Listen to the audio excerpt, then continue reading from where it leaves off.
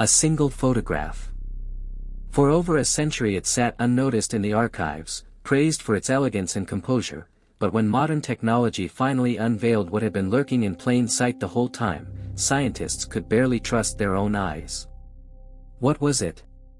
Which impossible detail had everyone somehow overlooked? If you're ready to uncover the story's history left behind, hit that subscribe button and give this video a like. You have no idea where this hunt will take us. Charleston, South Carolina, October 1899. Inside the studio of Mr. William Harrison, one of the few photographers in town who welcomed black clients, a family prepared for a portrait destined to become one of the most astonishing images in American history. The air inside the studio hung heavy with developing chemicals and furniture polish. Thick velvet curtains blocked the afternoon sun as gas lamps illuminated a painted backdrop of a library lined with leather-bound books. That was Harrison's selling point, a fantasy of wealth and culture. Thomas, the patriarch, wore a three-piece dark wool suit, impeccably tailored despite his work as a master carpenter. His watch chain glinted across his vest. Beside him stood Elizabeth, his wife, in an elegant burgundy silk dress with black lace at the collar, her hair swept into the fashionable Gibson girl style. Their 5 children spanned ages 23 down to 6. The eldest son wore a suit nearly as sharp as his father's. The daughters wore white high-collared blouses and long dark skirts. The middle son squirmed a bit in his stiff collar but held himself straight. And then there was Samuel, the youngest. Just 6 years old, dressed in a miniature suit with short pants, white stockings, and polished shoes. His face carried that mix of seriousness and barely contained fidgeting that every child showed before cameras when exposures demanded absolute stillness. Harrison posed them with care, Thomas and Elizabeth at center, children arranged by height, young Samuel on the front right. He placed a small table beside them, draped it with embroidered cloth, and set an open book on top. "Now, everyone stay perfectly still," Harrison instructed. "Look straight at the lens. Think of something that fills you with pride." The family went motionless. Samuel dropped his hands to his sides, one resting gently against his father's leg. The shutter clicked open. Light poured through the lens. Time stopped. The photograph was taken. Thomas paid $3 and returned 2 weeks later for the prints. That photograph hung in their parlor for years, then traveled through relocations and hardships until it was donated to the National Museum of African American History and Culture. It was catalogued, admired, studied, but no one spotted it. The secret lay there, trapped in silver halide crystals, yet invisible for the next 124 years. Dr. Rachel Foster had worked at the National Museum of African American History and Culture for 3 years.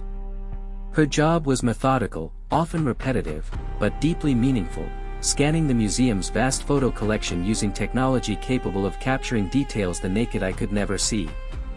The new scanner was a wonder, achieving 4,800 dots per inch resolution, revealing fabric grain, paper texture, even individual crystals from the original silver emulsion. It was built to preserve fragile images digitally while extracting every possible shred of detail. On a bitter January morning in 2023, Rachel pulled a photograph from climate-controlled storage. The label read, Thomas Family, Charleston, South Carolina, 1899. Studio portrait. Donated 1987. She'd seen it before, beautiful, striking in its dignity. The family's clothing, their posture, their direct gaze spoke of pride and accomplishment, exactly the kind of image the museum treasured, proof of black prosperity in an era when such narratives were deliberately erased. Rachel laid the photograph on the scanner bed and started the scan. The image materialized line by line in breathtaking clarity. Record it. Faces appeared first, then clothing, the painted backdrop, the decorative table. Then the scan reached the bottom, where young Samuel stood. Rachel's hand froze. She leaned closer, her breath catching. Something about the child's right hand looked unexpected. She zoomed in once, then again, and again, until the pixels resolved into perfect focus. "Oh my God," she whispered. Samuel's right hand, resting against his father's leg, had 6 fingers. Not a blur, not a trick of light. 6 distinct, fully formed fingers, unmistakable in the high-resolution scan. Rachel sat back, her mind racing. She zoomed to the left hand, normal, 5 fingers. She returned to the right hand, 6 fingers, no question. The extra digit sat on the pinky side, postaxial polydactyly.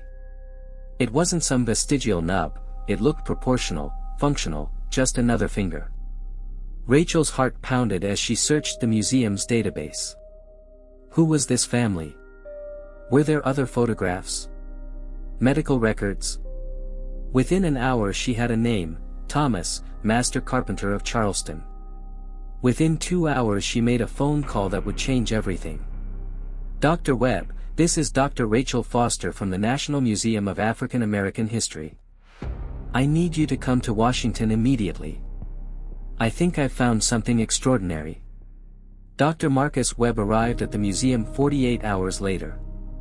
A geneticist at Johns Hopkins specializing in hereditary conditions in African American populations, Marcus approached his work with deep respect for the painful history of how black bodies had been exploited in medical research. Rachel met him in the examination room, the 1899 photograph resting in an archival sleeve on a light table, her laptop beside it displaying the high-resolution scan. "Thank you for coming," Rachel said. "I need you to tell me I'm not imagining this." "Oh," Marcus breathed. He pulled on white cotton gloves, lifted the photograph, and studied it with his naked eye. At normal viewing distance, the family looked exactly as expected, dignified, well-dressed, proud. He could barely make out individual fingers at this resolution. Then he looked at the digital scan. Rachel had zoomed in on Samuel's right hand. Marcus's eyes widened. Bilateral or unilateral? Unilateral. Only the right hand. Marcus studied the image intently. Postaxial polydactyly. The extra digit is beside the pinky, and look, it's not deformed. It appears fully formed, with complete articulation. He sat back, removing his glasses. This is remarkable. Polydactyly happens in about 1 in every 1,000 births, but to capture it so clearly in an 1899 photograph, and for it to go unnoticed for over a century.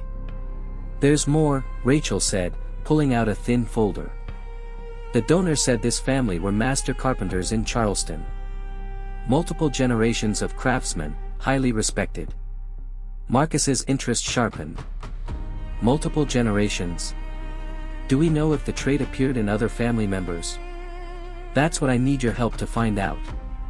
They began painstaking historical research. The 1900 census gave them basic information.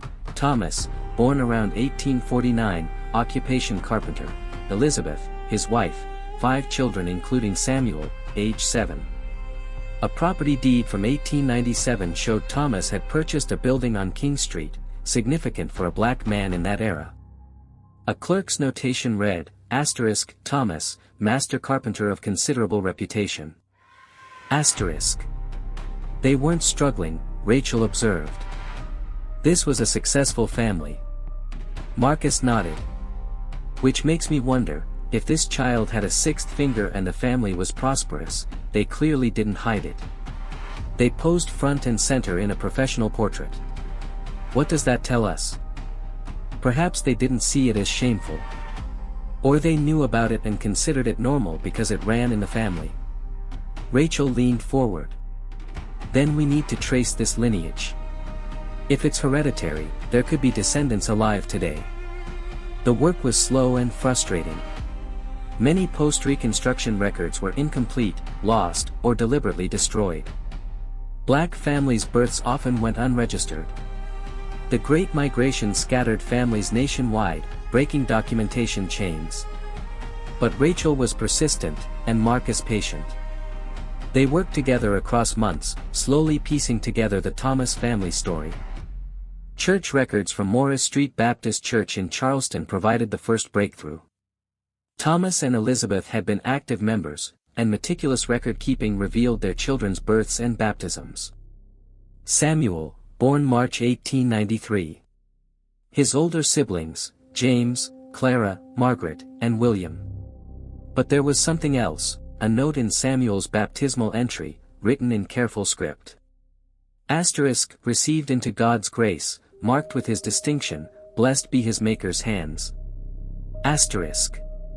Asterisk Maker's hands, asterisk, Marcus repeated. That specific language. Rachel searched digitized church records. Look at this. A church newsletter from 1905 mentioned Thomas's carpentry business taking on apprentices. It said, asterisk, continuing the tradition of the Maker's hands, passed from father to son. Asterisk. Marcus felt the thrill of discovery. It's a family phrase. Something inherited. Something special about their hands. The genealogical trail led forward. James, the eldest, stayed in Charleston, continuing the carpentry business. His children appeared in the 1920 census. One son, Robert, appeared in city directories through the 1940s as a woodworker. Then the trail went cold. Robert disappeared from Charleston records after 1947. Marcus checked Great Migration records, databases of Black Americans who moved north during the World Wars. There, in a 1948 Philadelphia directory, Robert Thomas, carpenter, South Street, from Philadelphia the trail continued. Robert's children, then grandchildren. Some stayed in Pennsylvania, others scattered to Maryland, New Jersey, New York. Each generation represented hours of searching.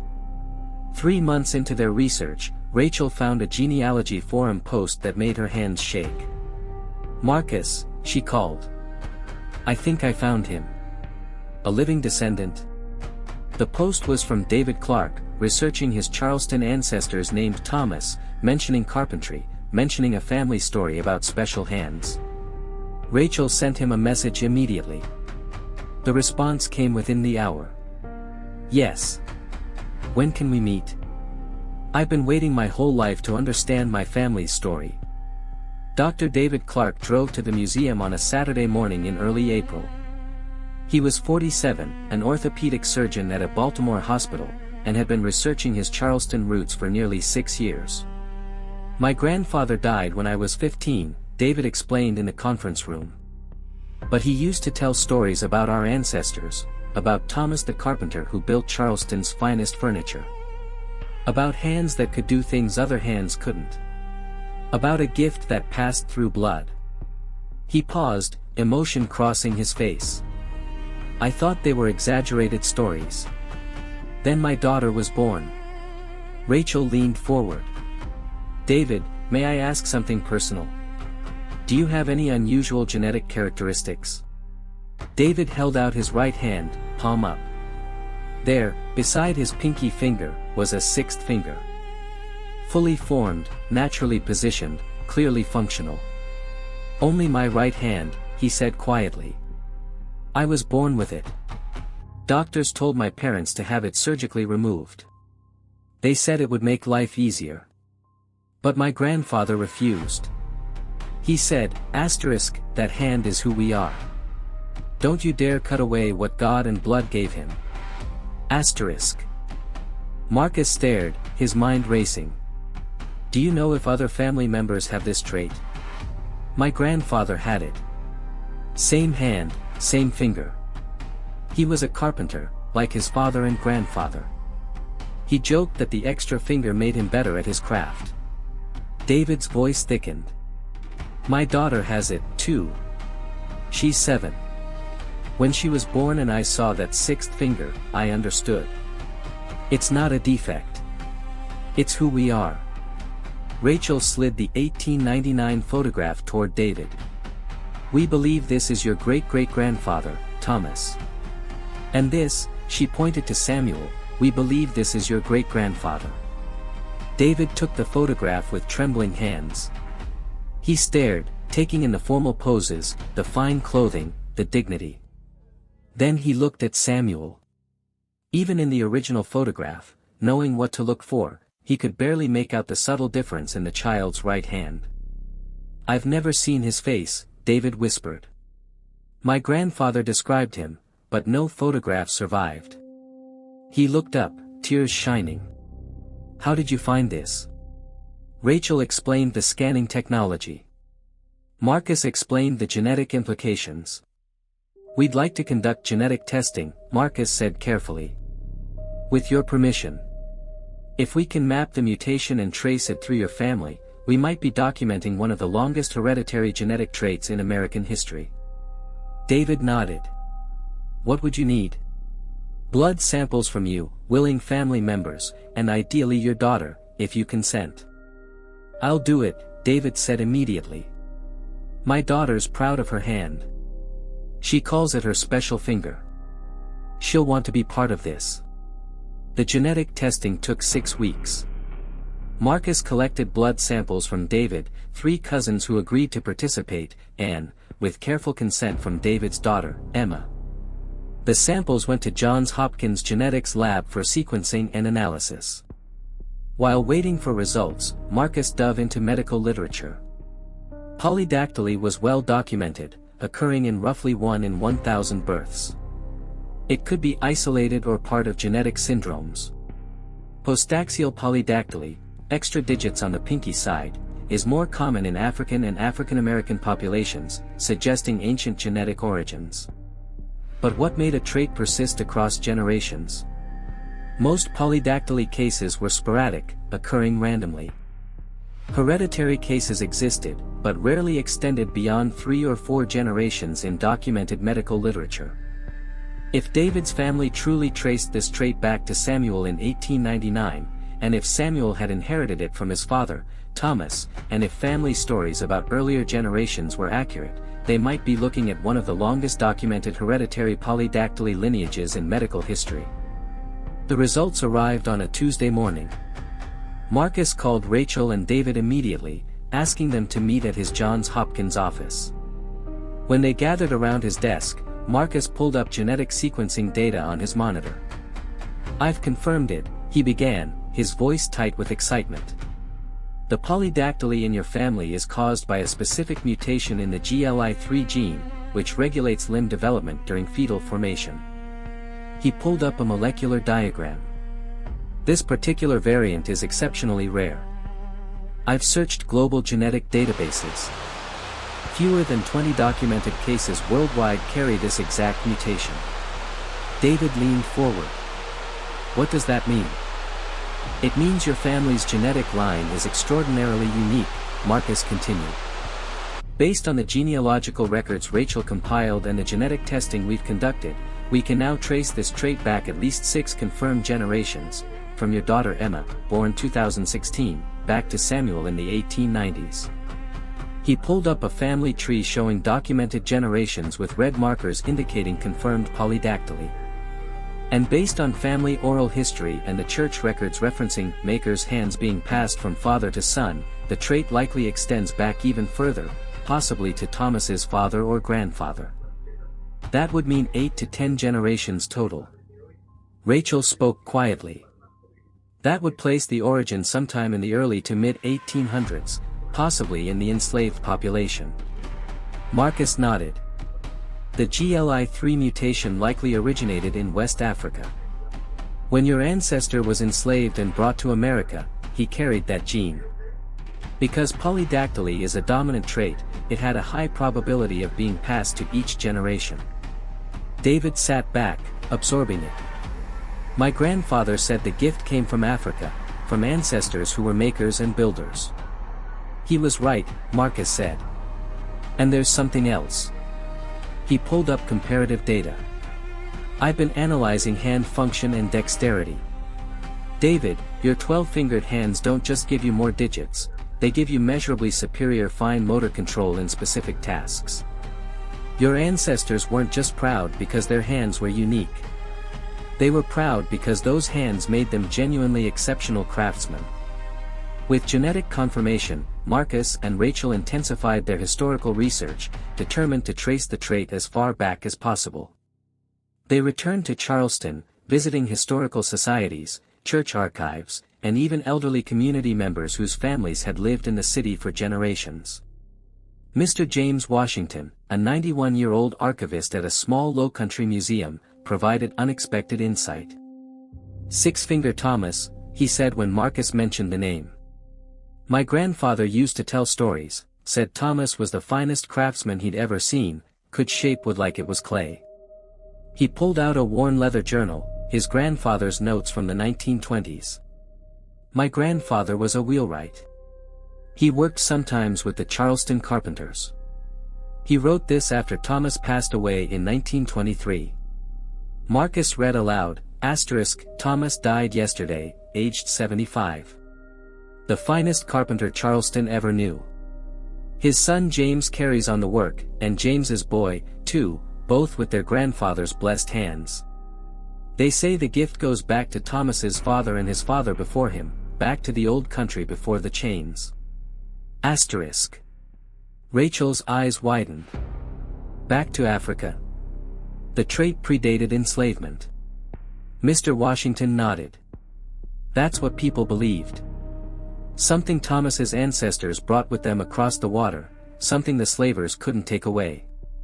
Armed with this lead, Marcus contacted researchers specializing in African genetic populations.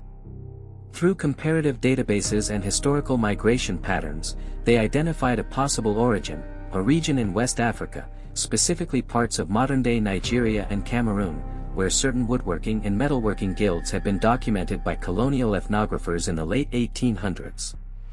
One obscure anthropological text from 1887, written by a British colonial officer, described visiting a master carver's workshop. The craftsman possessed an unusual anatomical feature, 6 digits on each hand, which he claimed ran in his family line for generations, passed from master to apprentice within bloodlines. He attributed his extraordinary skill to this inherited distinction. Marcus showed the text to Rachel and David during their next meeting. "I can't prove definitively that this craftsman was your ancestor," he told David. "The historical record doesn't allow that level of specificity. But the geographic region, the time period, the craft tradition, and the hereditary nature of the trait, all align." David traced the words on the page with his finger. "My grandfather said we were makers. That it was in our blood, passed down through generations who refused to forget who they were, even in chains." Rachel added, "What makes your family's story so powerful is that they didn't just survive the horror of enslavement, they preserved their identity through their craft. The polydactyly became a marker of that identity. A physical manifestation of unbroken lineage." Marcus pulled up the 1899 photograph on his laptop, zooming in on young Samuel's 6-fingered hand. This photograph captured more than a family portrait. It captured a genetic and cultural legacy that stretched back to Africa and forward to your daughter, Emma. 10, possibly 12, generations of continuous transmission. Marcus, Rachel, and David decided to publish their findings. The paper, co-authored by all three, was titled Hereditary Polydactyly as Cultural and Genetic Legacy, a Multigenerational African American Lineage. It was submitted to the Journal of Medical Genetics and Human Evolution. The response was immediate. The journal fast-tracked peer review, and within 2 months, the paper was accepted. But before publication, word spread through academic circles.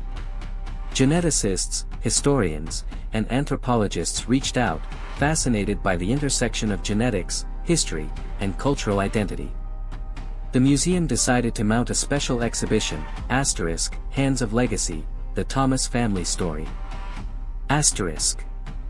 Rachel curated it, featuring the 1899 photograph as the centerpiece, displayed alongside high-resolution details showing Samuel's 6-fingered hand. The exhibition included Harrison's medical sketches from 1904, genealogical charts tracing 10 generations, genetic diagrams explaining the GLI3 mutation, and contemporary photographs of David and Emma. David contributed surgical instruments, displayed beside replicas of Thomas's carpentry tools. The visual parallel was striking, the same hands, separated by more than a century, both using their 12 fingers to create and to heal. The exhibition opened in September 2023. Thousands visited in the first month. Major news outlets picked up the story: The Washington Post, NPR, The New York Times, international media. The photograph that had sat forgotten for 124 years now circulated globally. But something unexpected happened. David began receiving messages, dozens, then hundreds, from other people with polydactyly. Parents of children born with extra digits wrote that they had decided against surgical removal after reading about David's family. Adults who had hidden their hands their whole lives sent photos, many showing their faces alongside their unique anatomy for the first time. One message particularly moved David, from a woman in Nigeria. "My son has hands like yours. In our village, we have stories of ancestors with these hands, craftsmen and healers. Reading your family's story helped me understand this is not a curse. It is a gift that travels through blood." David read the message to Marcus and Rachel during the exhibition's opening night, his voice thick with emotion. "For so long I thought our story was just about my family. But it's bigger. It's about how difference can be strength. How something the medical world sees as an abnormality can be a source of identity, skill, and pride." Marcus nodded. "Your family's story challenges how we think about genetic variation, not as defects to be corrected, but as diversity to be understood and sometimes celebrated." The exhibition's impact rippled outward. Medical schools began using David's family story in genetics curricula, teaching students about hereditary traits through the lens of cultural competence and respect. Support groups for families affected by polydactyly cited the exhibition as transformative, helping them reframe difference as distinction. 6 months after the exhibition opened, David sat with his daughter Emma at the museum, standing before the 1899 photograph. Emma was 7 now, old enough to understand what the image meant, what it said about who she was. "That's Samuel," David said, pointing to the small figure in the front. "He's your great-great-great-grandfather. He had hands like yours." Emma studied the photograph intently, then looked at her own right hand, flexing her 6 fingers.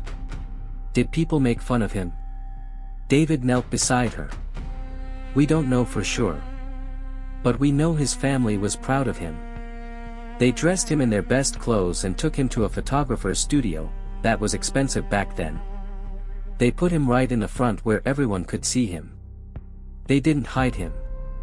Like you and Mom didn't hide me," Emma said. "Exactly like that." Emma returned her gaze to the photograph. "Tell me again about the maker's hands." David smiled. "Your great-great-great-great-grandfather Thomas was a carpenter. He built things from wood. His father was also a carpenter, and his father before him. They had hands like ours, with the extra finger, and people said it made them the best craftsmen in Charleston. They called it maker's hands because they could make things other people couldn't." "And you're a doctor," Emma said. "You fix people's hands." "I do. And my extra finger helps me do surgery that other doctors find difficult. It gives me better control, better precision." Emma flexed her fingers again, watching them move. "When I grow up, what will I make with my maker's hands?" The question hung in the air, beautiful in its openness. David felt his throat tighten with emotion. "Whatever you want, sweetheart. Whatever you dream." They stood together in silence, 3 centuries of genetic inheritance connecting them to the small boy in the photograph. Samuel, frozen at age 6, dressed in his finest clothes, his right hand resting against his father's leg, his 6 fingers captured in silver halide crystals, waiting 124 years to be seen. Later that evening, Emma asked if she could write a letter to Samuel. David helped her compose it. "Dear great-great-great-grandfather Samuel, my name is Emma. I'm 7 years old. I have hands like yours, 6 fingers on my right hand. My daddy says you were proud of your hands and your family was proud of you. I'm proud, too. I'm proud of my hand and I'm proud that we're family. Thank you for not hiding. Thank you for being in the picture so we could find you. Love, Emma." David placed the letter in a frame next to Emma's photo on his desk. Two children separated by 124 years, connected by 6 fingers and unbroken bloodline. Both photographed, both visible, both proud. 1 year after the exhibition opened, David returned to Charleston for the first time since childhood. He brought Emma, wanting her to see where her ancestors had lived and worked, to walk streets they had walked, to touch what they might have shaped. They found the building where Thomas's carpentry shop had stood on King Street. It was a restaurant now, completely renovated, but the bones of the structure remained, the high ceilings, the wide door frames, the thick support beams that spoke of 19th-century craftsmanship. The restaurant owner, learning why David and Emma had come, allowed them to explore. In the basement, beneath layers of modern renovation, original wood beams were still visible. David ran his hand, his 12-fingered hand, across the wood, feeling the marks of hand tools, the precision of joints fitted without nails or screws. "Your great-great-great-grandfather made this," he told Emma, "with hands like ours."